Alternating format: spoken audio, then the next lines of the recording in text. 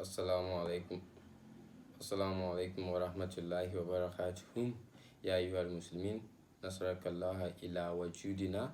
Huna hatta ala yawm.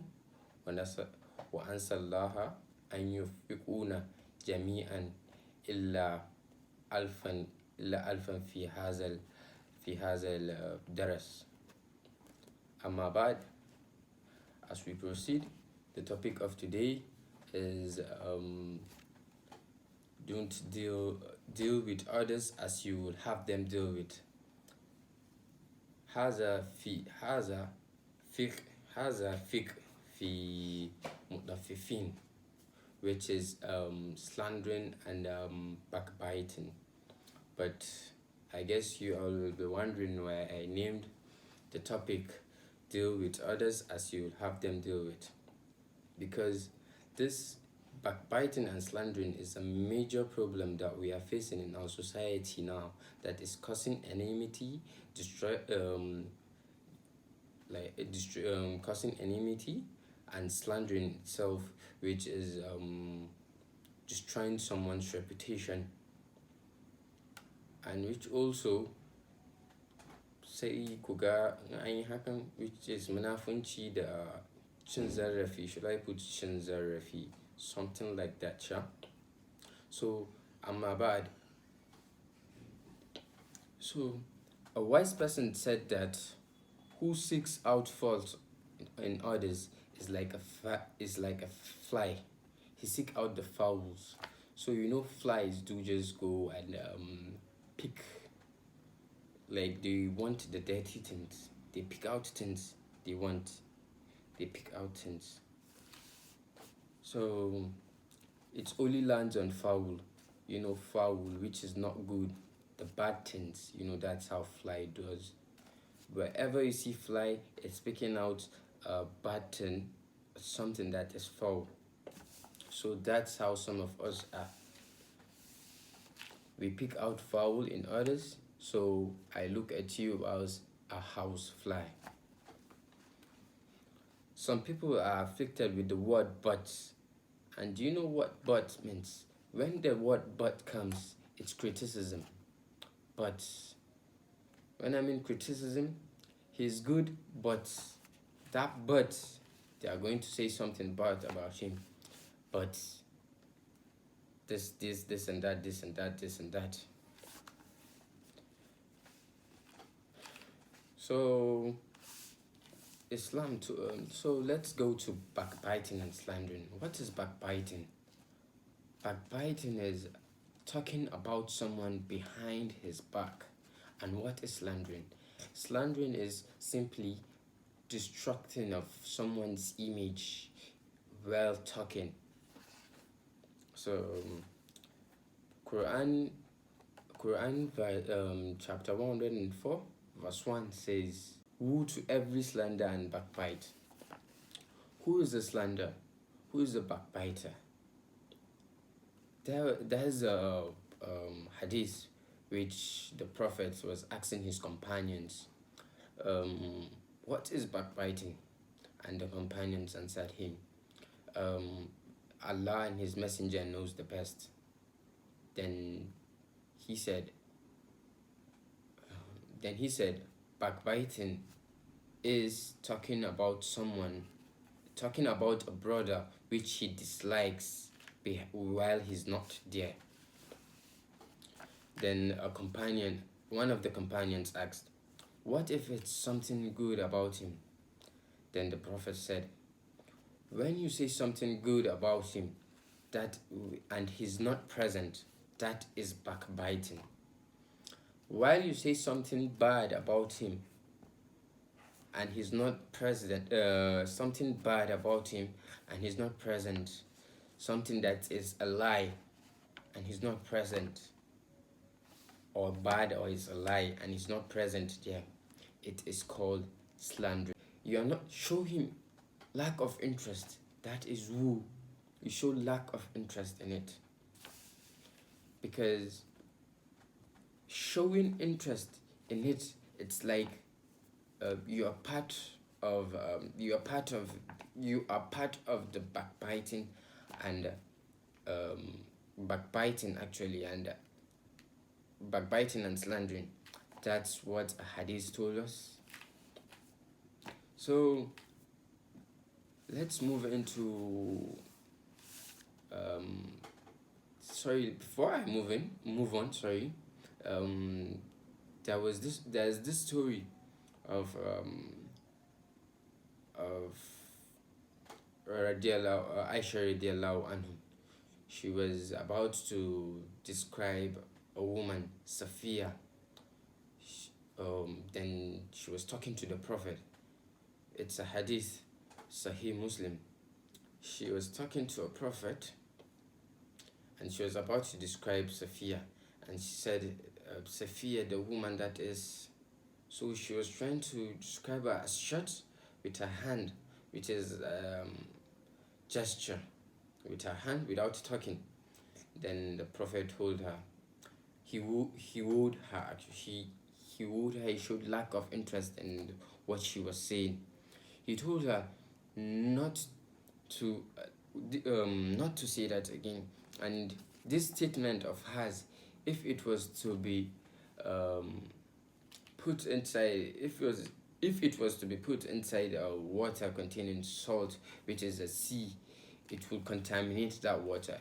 You know, salt is a disinfectant. So imagine you put the statement in that same water with a disinfectant, where it's still going to contaminate that water. So that's how bad it is.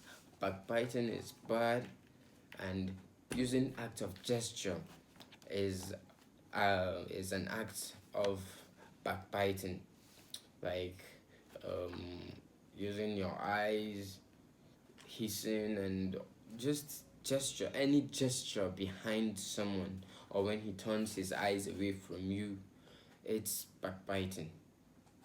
Like gesture could spoil and pollute a water like sea. So it's not a small deal, it's a very big deal, and it is what is common in our society. So that story I told you, it's like I made a mistake. I told you it's Sahih Muslim is Tirmizi, Shawal Tirmizi. So same Quran told us, neither backbite one another. Quran chapter 49 verse 12. Neither backbite one another. We should not backbite on one another. We should control our tongue. And please, before I move on, be asking God, please, control my tongue. Or you should be saying this dua, Ya Hayyu Ya Qayyum, Ya Hayyu Ya Qayyum, bi rahmatika astahizu asli li sha'ani kullahu wa takillani inna nafsi tarfat ayn. So it's a very strong dua. Oh Lord, fix my affairs, and don't leave me in charge of my soul, even for a blink of an eye. Please, you should endeavor to be saying that. So don't you think the more just we are with others, the great their respect will be? The more just you are to others, the more respect it will be. Just like they said, respect is reciprocal. You have to give it before you earn it. And you can't be gossiping about someone and you will expect that person to respect you. It's not going to happen. That is why this topic is deal with others as you will have them deal with you. You understand? You won't be happy when you hear someone is talking bad about you. This is the common thing that is bringing enmity. You'll be angry with them and you'll be like, is this person that said this? Oh no, I'll fuck this guy up. I'll fuck this guy up.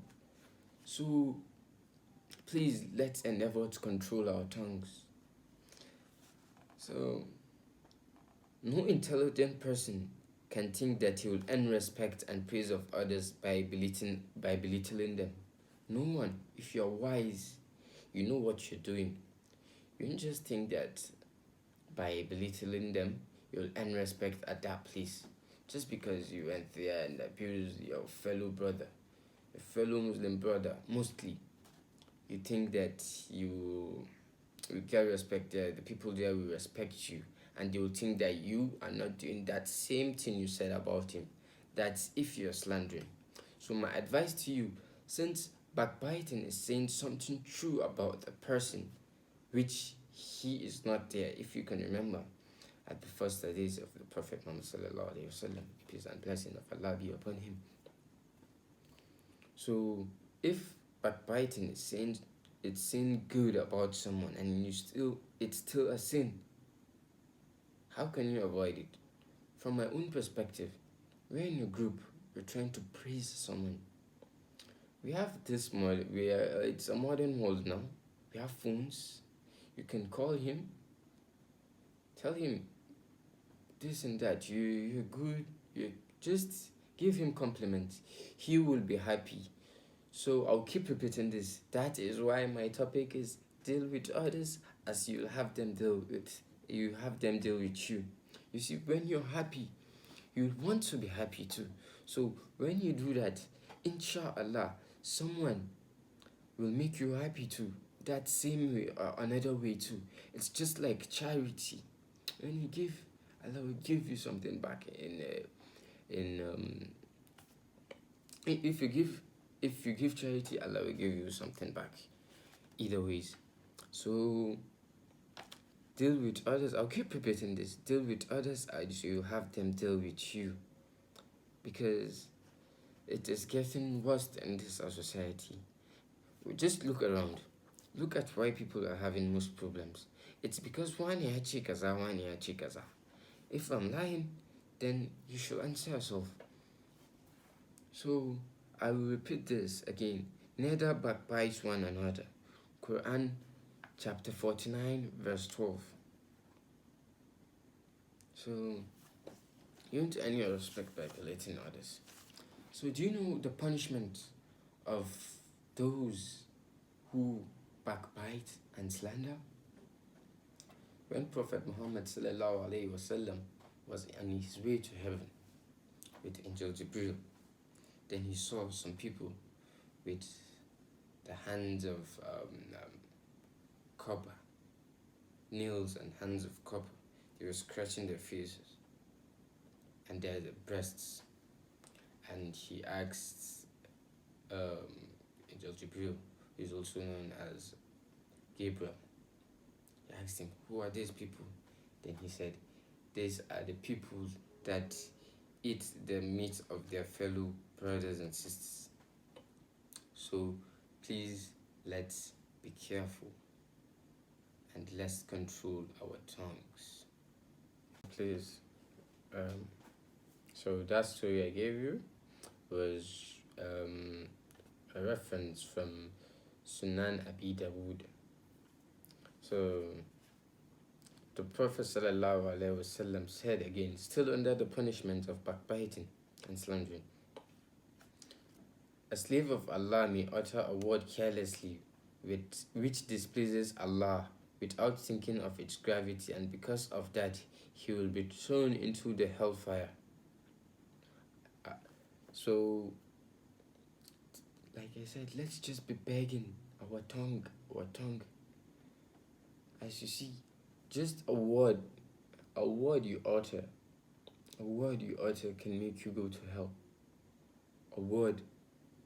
So please, let's watch our tongue and let's watch each and every word we use while talking to people, while having conversation.